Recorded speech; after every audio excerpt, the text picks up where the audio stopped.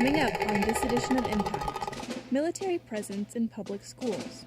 It shows you how the whole military thing works. After a while, the more time you spend in JROTC, the more involved you get, and the more it makes you want to join the military. And then, a look inside a mental health facility that is also home to a different kind of art gallery.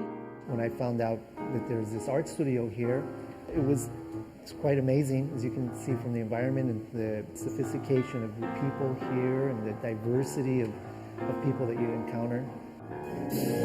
But first, currently we are the largest musical instrument repair shop in the world. That ranges from pianos to xylophones to flutes to clarinets to drums.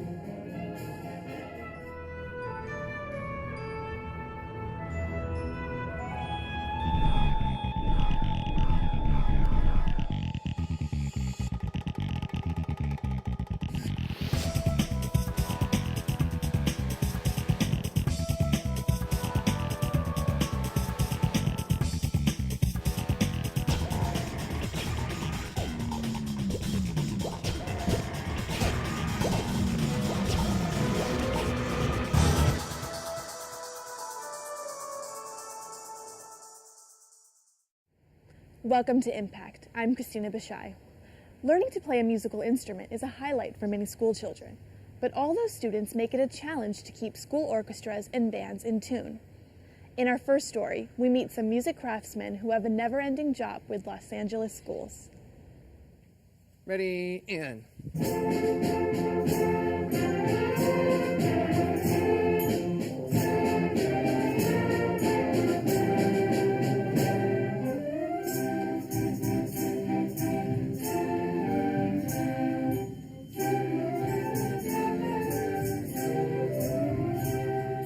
At the Sherman Oaks Center for Enriched Studies, music teacher Mark Johnson helps students perfect their notes. And with so many hands playing these borrowed and expensive instruments, someone has to keep them in tune. This task is left up to the Los Angeles Unified School District's very own instrument repair shop. Currently, we are the largest musical instrument repair shop in the world. LA Unified has about 85 to 95,000 instruments. We don't see them all every year, of course, but that ranges from pianos to xylophones to flutes to clarinets to drums, a wide variety. The school district has a staff of 25 craftsmen to take care of all the brass, wood, strings, and keys. It's a tough job to fill. The district puts applicants through a challenging test, the same test it's been using for some 40 years. We get an instrument in and we damage it and we break it. And it's your job to come in and fix it. And so you'll have 20 people take the test and only 2 of them can actually repair the oboe, which is a very complicated instrument. And so we find that a lot of people take the test and most fail.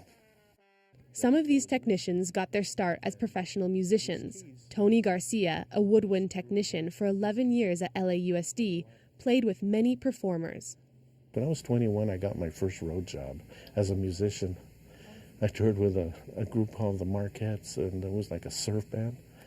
And they had a number one instrumental in 1964, which was called "Theme from the Outer Limits." So that was great. Okay, so this one needs a pad here. One thing that I use is what they call a leak light, and then I insert the pad. Like so, the right size pad, hopefully. I spray a little water on the pad here, and then heat this up with my torch over here. And while it's hot, I just kind of iron the wrinkles out.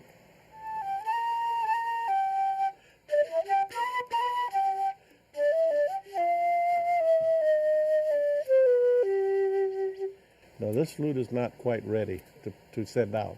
It's got leaks, so I got to work with it, but I played it anyway, sort of.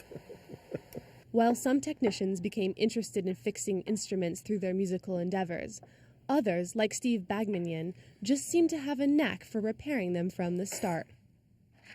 I always loved pianos. We had an older piano at home. I would fix it. I would just go logically, okay, why is this thing doesn't work? Why? And I kind of would do simple things, repair simple things. They were kind of my hobby, but then I started in 1992, apprentice in a piano shop. But then I kind of liked it so much that I had to learn more, and not just the repair. I wanted to tune them, rebuild them. I'm taking apart a 1922 Steinway Model O. It's going to go to Van Nuys High School. Music helps kids with their homework, with their studies, and school. So I think it's being with music, it's a wonderful thing, I think, for kids. But I'm still getting that last note awfully important. Maggie Edmondson, lead arts advisor and teacher at Renaissance Arts Academy, an LAUSD charter school, says there are benefits to having music in schools. It prepares brains for doing all those other things, like being good at math or being good at reading, or, so it's a win-win-win-win-win-win-win situation. Phrasing, here we go. But schools throughout the county are at risk of losing their arts programs. Edmondson thinks schools are more focused on their students meeting testing standards, but she says that the arts are crucial to doing well on these tests. Her students spend 25% of their time at school studying the arts. We were the highest testing high school in all of LAUSD and the second highest middle school. To cut the arts thinking that your kids are going to perform better in academics is, I think we're living proof that it's wrong thinking. LAUSD has recognized the importance of music in their schools. According to Rick Abono, the shop has been spared budget cuts and actually saves the district money. It would cost about $80 to send an instrument to an outside repair shop, as opposed to $25 for an in-house job. And with kids being kids, It's possible students are turning around and an instrument hits another one, or an instrument falls off a chair when they set it down accidentally. Those kinds of things happen, and we're thrilled that Central Shops is there to help us out with the repairs without impacting our budget. Why do I borrow it? Because it's a pretty expensive instrument to invest in, and I don't really play it that seriously because I play violin out of school more seriously than the oboe. I borrow their instrument because it's mostly, I guess you could say, a rare instrument, and they're pretty expensive. because some of these instruments are so costly, the shop does its best to maintain them.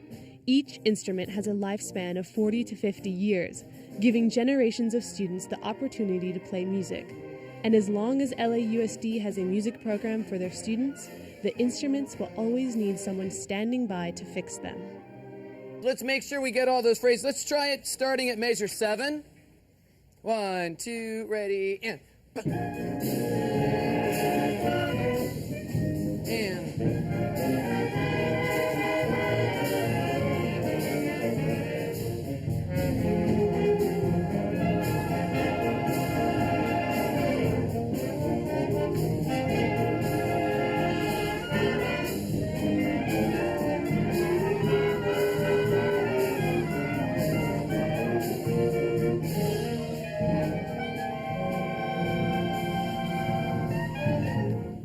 Nice job, everybody. Good job.